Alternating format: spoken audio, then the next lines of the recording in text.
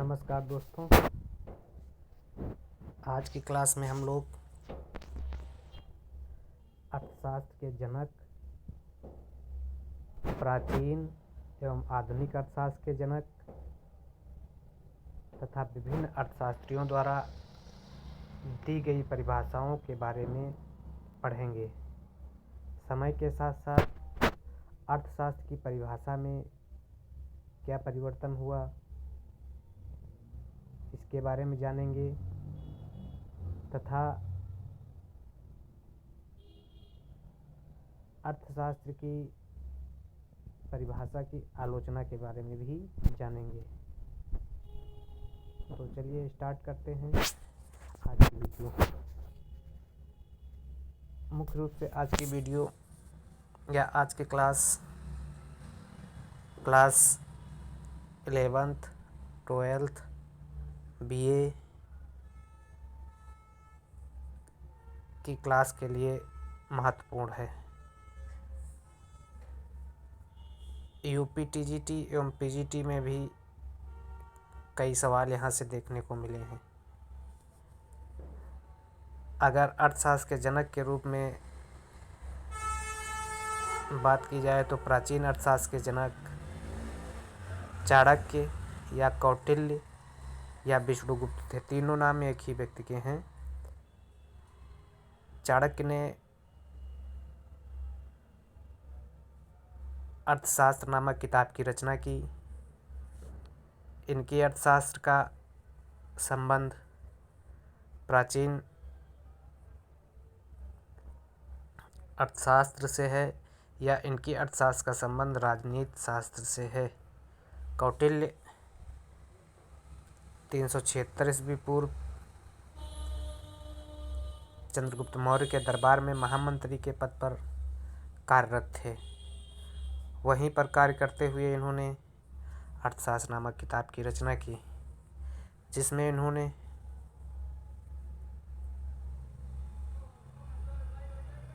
राज्य के विभिन्न सिद्धांतों के बारे में वर्णन किया।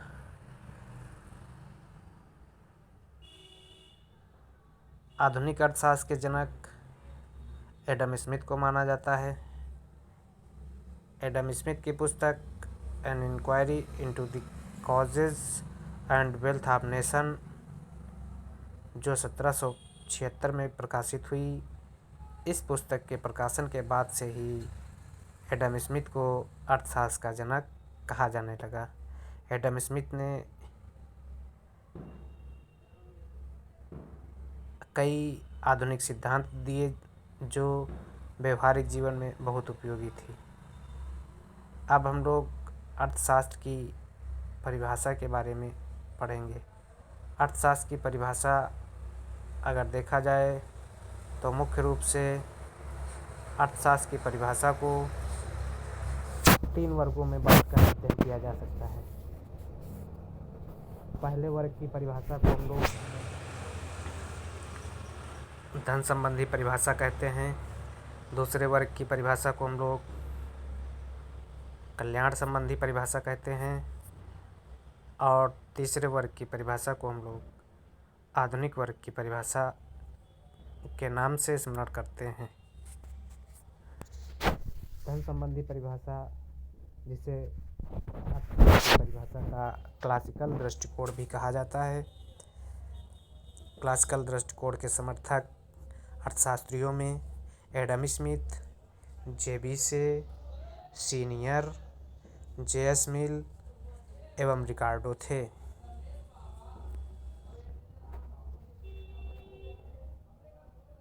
अर्थशास्त्र की परिभाषा देते हुए एडम स्मिथ ने अर्थशास्त्र को धन का विज्ञान कहा है। JS मिल ने अर्थशास्त्र मनुष्यों से संबंधित धन का विज्ञान बताया। JS मिल ने अर्थशास्त्र को मनुष्यों से संबंधित धन का विज्ञान बताया।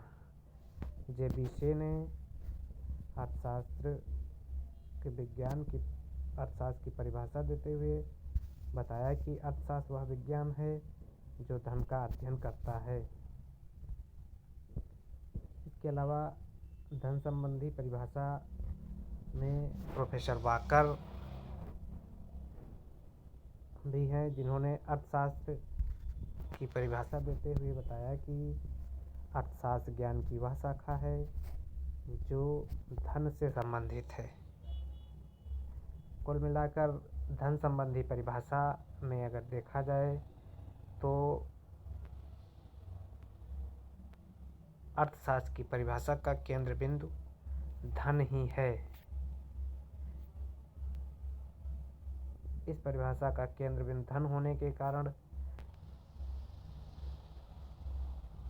एडम स्मिथ के या क्लासिकल अर्थशास्त्रियों के बाद के अर्थशास्त्रियों ने अर्थशास्त्र की परिभाषा को बहुत ही संकीर्ण परिभाषा बताते हुए इसकी आलोचना की। इसके अलावा कुछ अर्थशास्त्रियों ने अर्थशास्त्र को धन का विज्ञान अर्थात कुबेर का विज्ञान, गणित विज्ञान तथा रोटी और मक्खन का विज्ञान कहकर आलोचना की। एडम स्मिथ ने धन का संबंध ऐसी भौतिक वस्तुओं से किया जिसे देखा था स्पर्श किया जा सके, जैसे सोना और चांदी।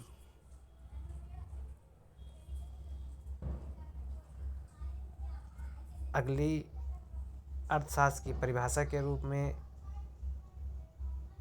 कल्याण संबंधी परिभाषा को लिया जाता है, या इसे हम कह सकते हैं अर्थशास्त्र की परिभाषा के संबंध में नियो क्लासिकल अर्थशास्त्रियों का विचार। नियो क्लासिकल अर्थशास्त्रियों में मुख्य रूप से मार्शल, पीगू, रॉबर्टसन आदि अर्थशास्त्री आते हैं। मार्शल ने अपनी पुस्तक अ प्रिंसिपल ऑफ इकोनॉमिक्स में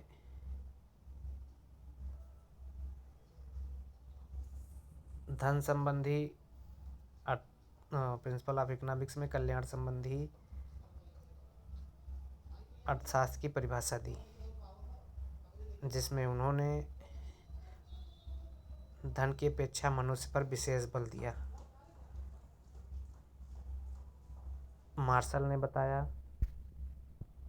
धन साध्य न बनकर मानवीय कल्याण के रूप में सामने आया, अर्थात धन साधन है जबकि साध्य के रूप में मानवीय कल्याण को लिया जाता है। मतलब मानवीय कल्याण के लिए धन को साधन के रूप में प्रयोग किया जाता है। मार्शल ने अर्थशास्त्र की परिभाषा देते हुए बताया, अर्थशास्त्र मानव जाति के साधारण व्यापार का अध्ययन है। यह व्यक्तिगत तथा सामाजिक क्रियाओं के उस भाग की जांच करता है जिसका निकट संबंध कल्याण के भौतिक साधनों की प्राप्ति तथा उसके उपभोग से है। अर्थशास्त्र मानव जाति के साधारण व्यापार का अध्ययन है जिसका व्यक्तिगत तथा सामाजिक क्रियाओं के उस भाग की जांच करना है जिसका संबंध कल्याण के भौतिक साधनों की प्राप्ति तथा उसके उपभोग से है। कैनन की परिभाषा के अनुसार अर्थशास्त्र का उद्देश्य उस सामान्य कारणों की व्याख्या करना है जिस पर मनुष्य का कल्याण निर्भर है। कल्याण संबंधी परिभाषा की आलोचना जॉन रॉबिन्सन ने की। रॉबिन्सन ने आलोचना करते हुए कहा,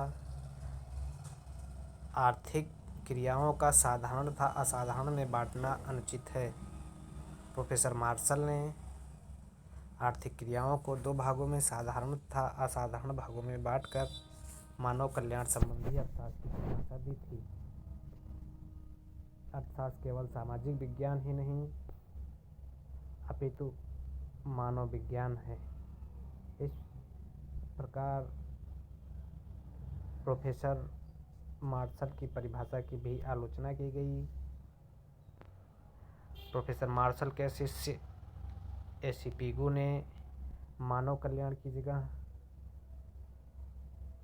आर्थिक कल्याण से संबंधित अर्थशास्त्र की परिभाषा दी, जिसमें उन्होंने बताया अर्थशास्त्र आर्थिक कल्याण का अध्ययन है। आर्थिक कल्याण से तात्पर्य उस सामाजिक कल्याण से है जिसे प्रत्यक्ष या अप्रत्यक्ष रूप से मुद्रा के रूप में मापा जा सके। पिगू की परिभाषा अर्थशास्त्र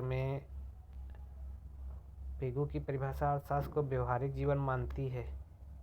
पिगू अर्थशास्त्र को आदर्श विज्ञान के रूप में स्वीकार करते हैं। अगली परिभाषा दुर्लभता संबंधी परिभाषा, जिसे आधुनिक परिभाषा भी कहा जाता है। दुर्लभता संबंधी परिभाषा का संबंध लॉर्ड रॉबिन्सन से है। लॉर्ड रॉबिन्सन से an essay on the nature and significance of economics science में अर्थशास्त्र की परिभाषा देते हुए अर्थशास्त्र को सीमित साधन एवं असीमित इच्छा के बीच का संतुलन बताया है। और अर्थशास्त्र की परिभाषा देते हुए कहा है, अर्थशास्त्र मानवीय व्यवहार का वह विज्ञान है जिसमें सीमित साधनों के बेहतर प्रयोग द्वारा आवश्यकता को पूरा करने का विश्लेषण किया जाता है।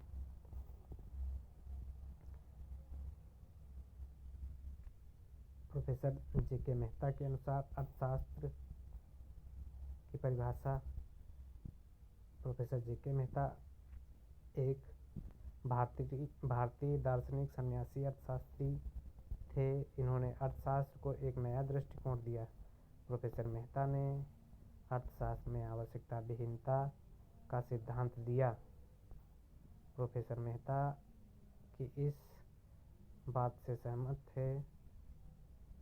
प्रोफेसर मेहता रॉबिन्सन की इस बात से सहमत थे कि अर्थशास्त्र मानव व्यवहार का अध्ययन है जिसका लक्ष्य अधिकतम संतुष्टि की प्राप्ति है। प्रोफेसर मेहता अर्थशास्त्र को एक आदर्श विज्ञान मानते हैं। प्रोफेसर हिक्स अर्थशास्त्र वह विज्ञान है जो व्यावसायिक कार्यकलाप का अध्ययन करता है। अर्थशास्त्र वह विज्ञान है जो व्यावसायिक कार्यकलाप का अध्ययन करता है।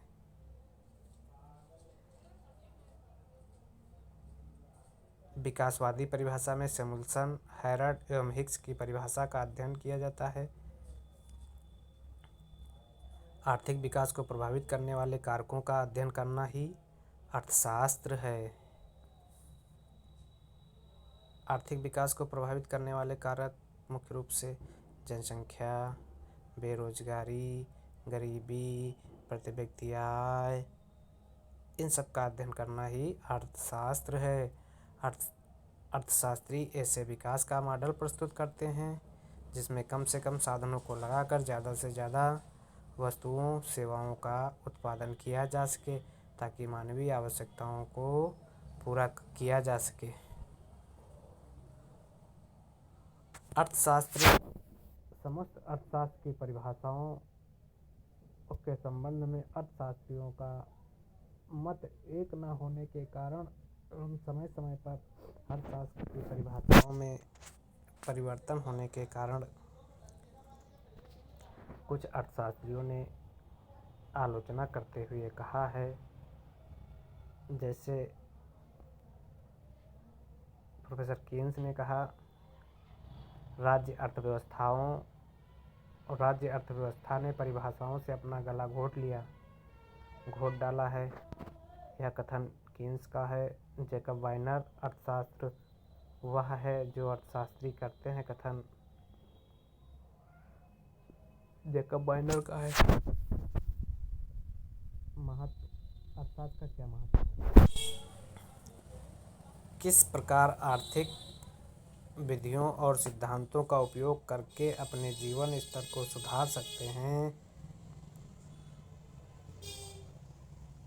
इसे अर्थशास्त्र के महत्व के रूप में देखा जाता है, जो उपभोक्ता के रूप में है, और दूसरा महत्व उत्पादक के रूप में है। किस प्रकार आर्थिक संसाधनों का प्रयोग करके उत्पादक के रूप में लाभ बढ़ाया जा सकता है। इस प्रकार से अर्थशास्त्र का महत्व उत्पादक एवं उपभोक्ता के लिए अलग अलग रूप में होता है। नमस्कार।